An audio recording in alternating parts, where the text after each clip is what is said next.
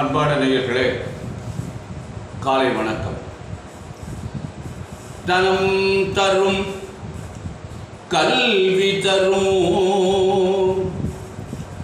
ஒரு நாளும் தளர்வு அறியா மனம் தரும் தெய்வ வடிவும் தரும் நல்லன எல்லாம் தரும் அன்பர் என்பவர்க்கே கனம் தரும் பூங்குழலாள் அபிராமி கடைக்கண்களே. பூங்குழலாள் அபிராமி கடைக்கண்களே. அன்பு சார்ந்த பெரியவர்களே, இன்று சித்திரை மாதம் 20ஆம் நாள் சுக்கிரவாரம், வெள்ளிக்கிழமை, தசமி தேதி 8:34 வரை இரவு. அதுக்கு மேலே திரையோதசி தேதி, திதியை தேதி மன்னிக்கவும், 8:34 வரை தசமி, பின் ஏகாதசி தேதி, சதய நட்சத்திரம்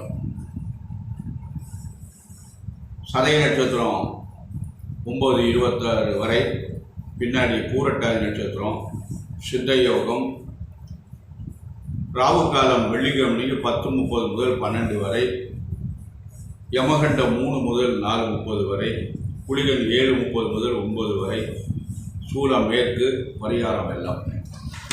அன்பு சார்ந்த பெரியவர்களே, இன்று ராசி பலன்கள் எப்படி இருக்கிறது? மேஷராசி என்பவர்களுக்கு குரு பகவான் எப்படி இருக்கிறார், சனி பகவான் எப்படி இருக்கிறார், மற்ற கிரகங்கள்லாம் எப்படி இருக்கு? இப்போ குரு பயிற்சியாகி 2ஆம் இடத்துக்கு மேஷராசி என்பவர்களுக்கு இந்த குரு பகவான் நல்ல பலன் தரும், நிச்சயமாக மாற்றங்களை தரும். சனி பகவான் எங்கே இருக்காருன்னா 11ல் இருக்கார். இப்போ சந்திரன் 11ஆம் இடத்துக்கு இதெல்லாம் ஒரு நல்ல இடத்துல இருக்கு. ஆனால் இந்த ராகு 12ஆம் இடத்துல இருக்கு. அவர் என்னமோ தேவையில்லாத செலவுகள் எடுத்து விடுவார். இது பின்ன குரு நல்ல இடத்துல இருக்கிறதுனால நிச்சயமாக நன்மை ஏற்படும். குரு 2ஆம் இடத்துல குடும்பஸ்தானத்துக்கு வந்ததுனால இந்த ஜாதகருக்கு குரு 9ஆம் அதிபதி.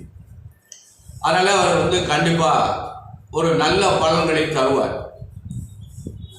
நல்ல காரியங்கள் என்றால் என்னென்ன, அவங்க ஒழுங்கு சக்திக்கு வசதிக்கு தக்கபடி குழந்தைகளாக இருந்தால் நல்லா படிப்பு வரும், இளைஞர்கள் இருந்தால் வேலை கிடைக்கும், திருமண பருவம் என்றால் திருமணம் நடக்கும், குழந்தை ஏற்படும், வீடெல்லாம் கட்டலாம், தொழில் துவங்கலாம், கடற்பயணம் போகலாம். இப்படியெல்லாம் இந்த அமைப்புகள் குரு பகவானால், ஏன்னா இந்த குரு பகவான் இந்த ஜாதகத்துக்கு நன்மை செய்யக்கூடிய கிரகம். அதனால் அவர் இந்த மேஷராசி என்பவர்களுக்கு நிச்சயமாக ஒரு நல்ல பலன்களை தருவார். ஆகவே மேஷராசி என்பவர்களுக்கு ஒரு நல்ல நாள். அடுத்தபடியாக ரிஷபராசி என்பவர்களே, உங்களுக்கு ஜென்மத்துக்கு வந்திருக்கிறார் குரு. ஜென்ம குரு நிறைய பிரச்சனைகளை உண்டு போடுவார், நிச்சயமாக நல்லது செய்ய மாட்டார். ஆனால் அவருடைய பார்வையில் சுமாராக இருக்கிறது. 5ஆம் இடத்தை பார்க்கிறார், 7ஆம் இடத்தை பார்க்கிறார், 9ஆம் இடத்தை பார்க்கிறார். இந்த பார்வையினால ஓரளவு நன்மை செய்யலாம் என்று சொல்லலாம். மற்றபடி இந்த குரு, ஜென்ம குரு என்பது ஏதாவது தேவையில்லாத பிரச்சனைகளை உண்டு பண்ணுவார், நிம்மதியாக இருக்க மாட்டார். அதனால் கவனமாக நடந்து கொள்ளுங்கள். தட்சிணாமூர்த்தி வழிபாடு உங்களுக்கு ரொம்ப முக்கியம். வியாழக்கிழமை தோறும் தட்சிணாமூர்த்தி வழிபாடு விடாமல் செஞ்சுட்டு வாங்க. வில்வத்தால் அர்ச்சனை பண்ணுங்க, பிரச்சனையெல்லாம் சால்வ் ஆகிடும். அடுத்தபடியாக மிதுன ராசி என்பவர்களே, உங்களுக்கு குரு 12ஆம் இடத்துக்கு வந்துட்டார். 12ஆம் இடம் என்பது விரயஸ்தானம். அதில் அந்த விரயஸ்தானத்துக்கு குரு வந்தபோது தேவையற்ற செலவுகள்லாம் நிறைய நடக்கும். அந்த குருவுடைய பார்வை எப்படி இருக்குன்னா 4ஆம் இடத்தை பார்க்கிறாரு, 5ஆம் பார்வை. 8ஆம் இடத்தை பார்க்கிறாரு, 9ஆம் பார்வை. இதெல்லாம் அந்த குருவுடைய பார்வை. எந்த இடத்தை குரு பார்க்குதோ அந்த இடம் சிறப்படையும். 4ஆம் அதிபதி எங்க இருக்காருன்னா 10ல் போய் நீசம் அடைஞ்சிருக்காரு. அவர் குருவனுடைய வீட்டில் இருக்கார். அது ஒரு நன்மை என்று சொல்லலாம். ஆகவே இந்த மிதுன ராசி என்பவர்கள் ரொம்ப கவனமாக நடந்து கொள்ளவும், விரயம் தர அளவுக்கு எந்த காரியத்தையும் பண்ணிடாதீங்க. உங்களால் முயன்றால் நல்ல விரயமாக சுப விரயமாக செய்யுங்கள். இடம் வாங்குங்கள், வீடு கட்டுங்கள், திருமணம் செய்யுங்கள். முதலீடெல்லாம் செய்யாதீர்கள். முதலீடெல்லாம் செஞ்சீங்கன்னா நான் முதல்ல எடுக்க முடியாது. உங்களால் ஓராண்டு தானே, கவனமாக நடந்து கொள்ளுங்கள். வீடு ஆரம்பிச்சிங்கன்னா உங்களோட வீடு முடிஞ்சிடும். அடுத்தபடியாக கடகராசி என்பவர்களே, உங்களுக்கு ஒரு நல்ல நாள், அருமையான நாள். கடகராசி என்பவர்களுக்கு நல்லது நடக்கும், நல்ல காரியங்கள்லாம் நடைபெறும் என்று சொல்லலாம். குரு இப்போ எந்த இடத்துக்கு வந்துட்டாருன்னா 10ஆம் இடத்துலேருந்து 11ஆம் இடத்துக்கு வந்துட்டார். குரு 10ஆம் இடத்துல இருந்தபோது எந்த காரியமும் நடக்கலை, நகர்த்த விட மாட்டேன்ட்டார். அதனால சனி வேற 8ல் இருக்கு, அஷ்டமி சனி வேற. எந்த கிரகத்தை பார்ப்பது, எந்த கிரகத்துக்கு பரிகாரம் செய்வது, இப்படியெல்லாம் இருந்தாங்க. அதனால இப்போ அந்த குரு பகவான் விடுதலையாகி 11ஆம் இடமான லாபஸ்தானத்துக்கு வந்ததுனால இந்த குரு பயிற்சி கடகராசிக்கு நல்லது செய்யும். நல்ல காரியங்களை நிச்சயமா நடக்கும். கவனமாக நடந்து கொள்ளுங்கள். அடுத்தபடியாக சிம்மராசி என்பவர்களே, சிம்மராசி என்பவர்களுக்கு குரு 9லிருந்து 10ஆம் இடத்துல இருக்கு. ஓராண்டு ரொம்ப கவனமாக நடந்து கொள்ளுங்கள். ஒவ்வொரு அன்பர்களும் ஒவ்வொரு கருத்துக்களை உரைக்கின்றார்கள். பொதுவான சில கருத்துக்கள். 10ல் குரு பவசை குறைப்பார். பவசை என்றால் நல்ல நிலைமை குறைத்து காட்டுவான் என்று சொல்வது. அதுதான் நடக்கும். அதனால 10ஆம் இடம் குருவுக்கு நல்ல இடம் இல்லை. ஆகவே அவருடைய பார்வையினால நல்லது செய்யலாம் என்று சொல்லலாம். அவருடைய பார்வை என்று 7ஆம் பார்வையை 4ஆம் இடத்தை பார்ப்போம், நன்மை படலாம். ஆனால் 4ஆம் அதிபதி எங்க இருக்காருன்னா 8ஆம் இடத்துல போய் மறைஞ்சு. அப்ப 4ஆம் இடம் சுகம் பெறவில்லை, 4ஆம் அதிபதி சுகம் பெறவில்லை. 4ஆம் இடம் இருக்கு, 4ஆம் அதிபதி சுகம் பெறவில்லை. அதனால இந்த ஓராண்டு ரொம்ப கவனமாக இருந்துக்கணும். ஓராண்டு இறை வழிபாடு, தட்சிணாமூர்த்தி வழிபாடு ரொம்ப சிறந்தது. அடுத்து கன்னிராசி என்பவர்களே, உங்களுக்கு அருமையான நாள். இதுவரை 8ல் இருந்தார் குரு. காரியங்கள் தடை, தடங்கள், தாமதம். அதனால் உங்களுக்கு சனி பகவான் 6ல் இருக்கார். அது ஒரு பெரிய சிறந்த அமைப்பு. 6ஆம் இடத்துல சனி இருப்பது பெரிய யோகம். லக்னத்துக்கு 6ல் இருந்தாலும் சரி, ராசிக்கு 6ல் இருந்தாலும் நல்ல இடம் பண்ணுவார். ஒரு மனிதனுக்கு லக்னத்துக்கு 6ல் சனி இருந்தால் நிறைந்த ஆயுள், ஆயுளை பற்றி பயமே இல்லை. 80 ஆண்டுகள் குறையாமல் இருப்பார். அதனால கன்னிராசி என்பவர்களுக்கு நல்ல நாள். 9ஆம் இடத்துக்கு நல்ல காரியங்கள்லாம் நடக்கும், நன்மைகள் நடைபெறும் என்று சொல்லலாம். அவரவர்களுக்கு வயதுக்கு தக்கபடி, அவரவர்கள் தகுதிக்கு தக்கபடி என்னென்ன காரியங்களை நீங்கள் செய்ய வேண்டுமோ அந்த காரியங்கள் எல்லாம் செய்து கொள்ளலாம். என்ன காரியம் பண்ணணும், என்ன காரியம் பண்ணக்கூடாதுல கேள்வி இல்லை. உங்களால் என்ன இயலுமோ அதெல்லாம் பண்ணுவோம். நல்லதெல்லாம் நடக்கும். அவரவர்களுக்கு என்னென்ன நன்மைகள் நடக்க வேண்டுமோ அந்த நன்மைகள் எல்லாம் நிச்சயமாக நடைபெறும். துளாராசி என்பவர்களே, உங்களுக்கு 8ஆம் இடத்துக்கு வந்துட்டாரு குரு. புதிதாக எந்த முயற்சியும் உங்களுக்கு செய்ய விட மாட்டார். குரு அட்டம குரு, ஆனால் 2ஆம் இடத்தை பார்க்கிறார். இருப்பினும் உங்களுக்கு ஒரு முக்கியமான ஒரு நல்ல அமைப்பு. ராகு பகவான் 6ல் இருக்கார். ஓராண்டுக்கு அதில் இருப்பார். நிச்சயமாக நல்லது செய்கிறார். அதனால் நீங்கள் கவலைப்பட வேண்டாம். இருப்பினும் புதுசாக எதையும் செய்யாதீங்க. முதலில் போட்டு எந்த காரியத்தையும் செய்யாதீங்க. எதுக்கு அட்வான்ஸ் கொடுக்காதீங்க. தடைப்படும். ஓராண்டு பொறுமையாக இருங்க, அதுக்கப்புறம் செய்யுங்க, நல்லது நடக்கும். விருச்சிக ராசி என்பதிலே உங்களுக்கு பொன்னான நாள். விருச்சிக ராசி என்பதற்கெல்லாம் குரு 7ஆம் இடத்துக்கு வந்துட்டாரு, ராசியை பார்க்கிறார். ராசிநாதன் எங்க இருக்கிறாரு? 5ல் இருக்கார், பாக்கியஸ்தானத்தில் குருவுடைய வீட்டில் இருக்கார். இதெல்லாம் நல்ல அமைப்பு. அதனால விருச்சிக ராசி என்பவர்களுக்கும் நிச்சயமாக இந்த குரு பயிற்சி நல்ல பலனை தரும். இன்று நல்ல நாள், கவனமாக நடந்து கொள்ளுங்கள். அடுத்து தனுசு ராசி என்பவர்களே, உங்களுக்கு குரு 5ஆம் இடத்துலேருந்து 6ஆம் இடத்துக்கு வந்துட்டார். அதில் இங்கே உங்களுக்கு குரு 6ல் இருக்க, 6ஆம் இடம் உங்களுக்கு அவ்வளவு சிறப்பு இல்லை, குருவுக்கு நல்ல இடம் இல்லை. சனி பகவான் 3ல் இருக்கு, ராகு நல்ல இருக்கு, இது ரெண்டும் நல்ல அருமையான இடத்துல இருக்கு. அதனால இன்று உங்களுக்கு நல்ல நாள், நல்லது நடக்கும், நல்ல காரியங்களாக நீங்கள் செய்யலாம். அன்பான நேயர்களே, கவனமாக நடந்து கொள்ளுங்கள். 7.5 சனியிலிருந்து நீங்கள் வெளியில் வந்துட்டீங்க. அதனால் குரு 6ல் இருந்தாலும் இந்த சனி பகவானும் ராகுவும் நல்ல நிலையில் இருக்கிறதுனால பயப்பட வேண்டாம்.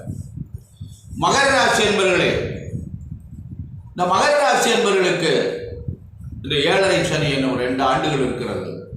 கவனமாக நடந்து கொள்ளுங்கள். முடியும் நேரம் சனியுடைய தாக்கம் இருக்கிறது. ஆனால் உங்களுக்கு ராகு பகவான் 3ல் இருக்கு, நல்ல இடம். கவனம் தேவை, நிதானம் தேவை. குரு 5ஆம் இடத்துக்கு வந்துட்டார். 7.5 சனி இருந்தாலும் குரு பகவான் இந்த ஓராண்டு உங்களுக்கு நல்ல பலன்களை தருவார். நன்மை நடக்கும், நல்லதே நடக்கும். அன்பான நேயர்களே, கவனமாக நடந்து கொள்ளுங்கள். நல்ல முன்னேற்றம் ஏற்படும். சனிக்கிழமை தோறும் சனி பகவானுடைய வழிபாடு செய்யுங்கள். கோள திருப்பதியும் பாராயணம் பண்ணுங்கள், நல்லதே நடக்கும். கும்பராசி என்பவர்களே, உங்களுக்கு நல்ல நாள். கும்பராசி என்பவர்களுக்கு என்று அருமையான நாள். அதாவது 7.5 சனி இருக்கிறது. ஆனால் நீங்கள் எப்படி நன்மையான நாள் என்று சொல்லுகின்றீர்கள் என்று பார்த்தால், இந்த 10ஆம் இடத்தை இந்த குரு பார்க்கிறார். தொழிற்சாலம் நன்றாக இருக்கும். 10ஆம் அதிபதி 2ல் இருக்கார் குருவுடைய வீட்டில். அதனால தொழில் நன்றாக இருக்கும். தொழில் நன்றாக இருந்தால் நல்ல காரியங்கள் நடைபெறும். ஆனால் ஜென்மச்சனி நடந்து கொண்டிருக்கிறார், கவனம் தேவை. இந்த குருவுடைய பார்வையில் நல்ல இடங்களை பார்க்கிறதுனால் கவலைப்பட வேண்டாம். 10ஆம் இடத்தை பார்க்கிறது, தொழிற்சாலத்தை பார்க்கிறார். ரொம்ப முக்கிய மனுஷனுக்கு தொழில் தானே. 7.5 சனியினுடைய தாக்கமே நம்ம 5 ஆண்டுகள் இருக்கிறது. கவனமாக நடந்து கொள்ளுங்கள். குருவும் உங்களுக்கு 4ஆம் இடத்துல இருக்கார். 4ஆம் அதிபதி எங்க இருக்காரா? 4க்கு 12ல் 3ல் மறைவு வர்றாரு. 4ஆம் இடம் சிறப்பாக இல்லை. கும்பராசி என்பவர்களே, கவனம் தேவை. அடுத்து மீனராசி என்பவர்களே, உங்களுக்கு குரு 3ஆம் இடத்துக்கு வந்துட்டார். 3ஆம் இடம் குருவுக்கு சரியில்லை. 3, 4 குருவுக்கு நல்ல இடம் இல்லை. 7.5 சனி ஆரம்பித்திருக்கிறது. அவரவர்கள் வயதுக்கு தக்கபடி இந்த 7.5 சனியுடைய தாக்கம் இருக்கும். கவனமாக நடந்து கொள்ளுங்கள். ராசியிலே வேலை செவ்வாயும் ராகுவும் இருக்கு. பிரச்சனைகளை உண்டு பண்ணுவார், நிம்மதி இருக்காது, நிறைய குழப்பங்களை உண்டு பண்ணுவார். ஆரம்பித்து விட்டார். அதனால நீங்க ரொம்ப கவனமாக நிதானமாக நடந்து கொள்ளுங்கள். நல்லதே நடக்கும், நல்ல காரியங்கள் நடைபெறும் என்று சொல்லலாம். மீனராசி என்பவர்களே, கவனம் தேவை, நிதானம் தேவை. மகர ராசி என்பவர்கள், கும்பராசி என்பவர்கள், மீனராசி என்பவர்களுக்கு 7.5 சனி வரிசையாக இருப்பதால் சனி பகவானுடைய வழிபாடுதான் உங்களுக்கு நன்மை. மறந்து விடாதீர்கள், மறந்தும் இருந்து விடாதீர்கள். சனிக்கிழமை தோறும் தீபம் ஏற்றுங்கள். தீபம் ஏற்றுவதால் நமக்கு என்ன நன்மை கிடைக்கிறது என்றால், தீபம் ஏற்றினால் ஒளி கிடைக்கிறது. சனி பகவானுக்கு தீபம் ஏற்றினால் வாழ்க்கையிலே ஒளி கிடைக்கும், வெளிச்சம் தெரியும். வெளிச்சம் தெரிந்தால் பாதையிலே தடுமாறாமல் நடந்து செல்லலாம். அந்த தீபம் ஏற்றுகளுடைய ஒரு தன்மையே அதுதான். அதனால இறைவனுக்கு நாம தீபம் ஏற்றினால் நம்ம வாழ்க்கையிலே நமக்கு நல்ல ஒளி கிடைத்து நல்ல பாதையில் தென்பட்டு நம்ம வாழ்க்கையிலே முன்னேறலாம். அதனால இந்த சனி பகவானுடைய சோத்திரங்களை நாம் பாராயணம் செய்தோமையானால் நல்ல பலன் அடையலாம். இந்த நவக்கிரகங்களுடைய பாக்களில் ஞாயிறு, திங்கள், செவ்வாய், புதன், வியாழன், வெள்ளி, சனி, பாம்பிரண்டு உடனே ஆசரு நல்ல நல்ல அவை நல்ல நல்ல அடியாரவர்க்கு மிகவே ஞாயிறு திங்கள் செவ்வாய் புதன் வியாழன் வெள்ளி சனி, சூரியன் சந்திரன் செவ்வாய் புதன் வியாழன் வெள்ளி சனி, பாம்பு 2 ராகுக்கு. இதெல்லாம் சிவனுடைய அடியாரை ஆளரு நல்ல நல்ல அவை நல்ல நல்ல அடியார்கள் என்று ஞானசம்பந்த பெருந்தகை சொல்லியிருக்கிறார். அந்த ஞானசம்பந்த பெருந்தகை சொன்ன வயது என்ன? இளம் பருவம், ரொம்ப இளம் பருவம். அதனால அந்த பருவத்தில் அதுதான் ஞானசம்பந்தர் என்று ஞானப்பால் குடித்ததான் ஞானசம்பந்தர். அன்னை பராசக்தி ஞானப்பால் கொடுத்தார், அதனால ஞானத்தை பெற்றார். ஒரு கருத்து ஒன்று, முந்தியவன் பிந்தினான், பிந்தியவன் முந்தினான் என்ற ஒரு கருத்து உண்டு.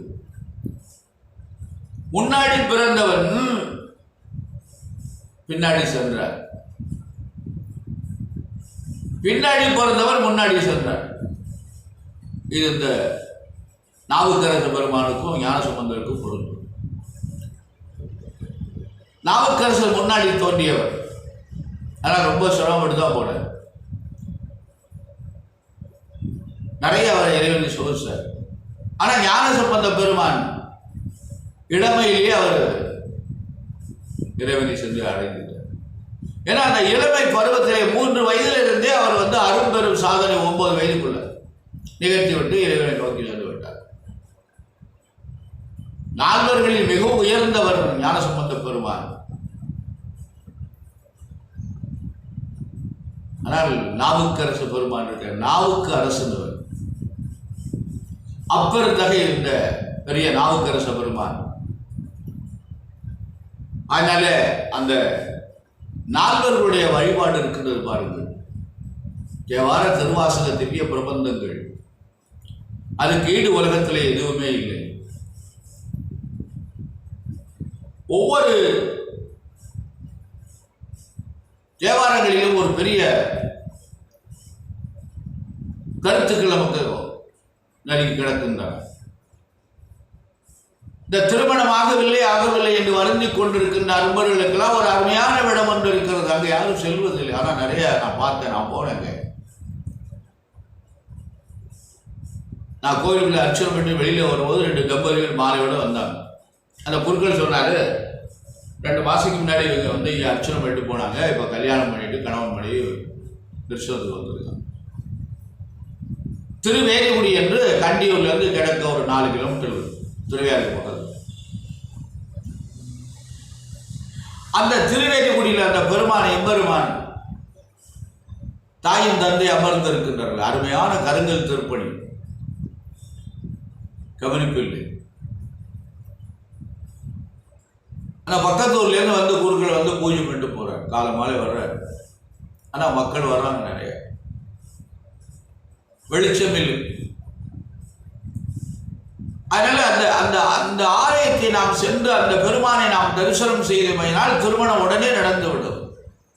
ரொம்ப தூரங்களா இல்லை. திருவேதிகுடி என்பது தஞ்சை மாவட்டம், திருவையாறுக்கு பக்கத்தில், திருவையாறுக்கு முன்னாடி தஞ்சாவூர்லேருந்து திருவையாறு கண்டியூர்னு இருக்கு. கண்டியூர்லேருந்து நேர கிழக்க ஒரு 3 கிலோமீட்டர் தொலைவு இருக்கு. கண்டியூரில் இறங்கினா ஆட்டோ வசதி, பஸ்ஸும் போகுது, அடிக்கடி கிடையாது, ஆட்டோ வசதி. அருமையான ஆலயம். இந்த திருமணமாகாத அன்பர்கள், ஆண் பெண்கள் எல்லாம் அங்கே போயிட்டு வரலாம். போயிட்டு வந்தால் உடனே கல்யாணம் ஆகிடும். அதனால் அது ஒரு நல்ல நிறைவு என்று சொல்லலாம் அந்த திருவேதிகுடி. இந்த மாதிரிலாம் சில கோயில்கள் இருக்கிறது. இறைவனை வழங்குவதற்கான ஒரு மன அமைதி கிடைப்பதற்கு இதெல்லாம் 4வர்கள் பாடிய ஒரு ஸ்தலங்கள். திருச்சோற்றுத்துறை, அதெல்லாம் அன்னதானம் நிறைய வளர்ந்து கொண்டே இருக்குமா. சோற்றுத்துறை ஞானசம்பந்தர் பாடி இருக்கிறார். ஏன்னா அந்த பக்கத்திலே இருக்கிற எல்லா கோயில்களுமே அந்த திருவையாறு ஒட்டிய தலங்கள்லாம் நிறைய. கண்டியூர், அருமையான திருவாலம்புழி, இதெல்லாம் பாடல் பெற்ற ஸ்தலங்கள், அருமையான ஸ்தலங்கள். ஆனால் கவனிப்பாரட்டு கிடக்கிறது. எல்லாம் அரசு கட்டுப்பாடுகள் இருக்கிறது. எந்த கோவில் அரசு கட்டுப்பாடுகள் இருக்கோ அந்த கோயிலாம் சரியாக இயங்காது, இயங்க விட மாட்டார்கள். இந்த அரசுக்கு என்ன குறி என்றால் வருமானம் மட்டும்தான் குறி. அந்த கோயிலை செயல்பட விட மாட்டார்கள். இப்படிலாம் நிறைய கோயில்களில் அருமையான ஆலயங்கள் எல்லாம் பழுதடைந்து கவனிப்பாரற்று கடவுள் இருக்கிறத வர அந்த அதிகாரிகளுக்கு அந்த கோயில் எந்த ஊரில் இருக்குது, எப்படி இருக்குது என்பது இருக்கும். அதை பற்றி பார்க்கறது கிடையாது. அதில் அன்பான நேயர்களே, இறை வழிபாடு உங்களுக்கு நன்மை நல்ல பலன் தரும். அதாவது நவக்கிரகங்களுடைய வழிபாட்டுக்கு கோடரு திருப்பதிகமும், தட்சிணாமூர்த்தியுடைய வழிபாடுக்கு கல்லாலில் முடைய மருந்து என்ற இந்த தமிழ் மந்திரமும் பாராயணம் செய்யுங்கள், நல்லதே அடையுங்கள். இறைவன் எல்லா மக்களையும் நல்லபடியாக வைத்துக் கொள்ள வேண்டும். வெயிலுடைய தாக்கம் அதிகமாக இருக்கிறது, தாங்க முடியவில்லை. நாளையிலிருந்து அக்னி நட்சத்திரம் வேற ஆரம்பிக்கிறது. இந்த அக்னி நட்சத்திரம் ஆரம்பித்து 7 நாளைக்கு அதிகமாகும், முடிய போகும்போது 7 நாள் அதிகமாகும். இதை முன்னேழு பின்னேழு என்னமோ தோஷம்னு சொல்கிறாங்க. அந்த கணக்கெல்லாம் கிடையாது. 7 ஆரம்பித்து 7 நாளைக்கு வெயிலுடைய தாக்கம் அதிகமாக இருக்கும், முடிய போகும்போது 7 நாளைக்கு அதிகமாக இருக்கும். அதில் கவனமாக நடந்து கொள்ளுங்கள். அன்பான நேயர்களே, எல்லாரும் நல்லொருள் பெற்று பல்லாண்டு பல்லாண்டு பல்லாயிரத்தாண்டு வாழ எல்லாம் அன்னை பராசக்தியை வேண்டி நிறைவு செய்கிறேன். நன்றி, வணக்கம்.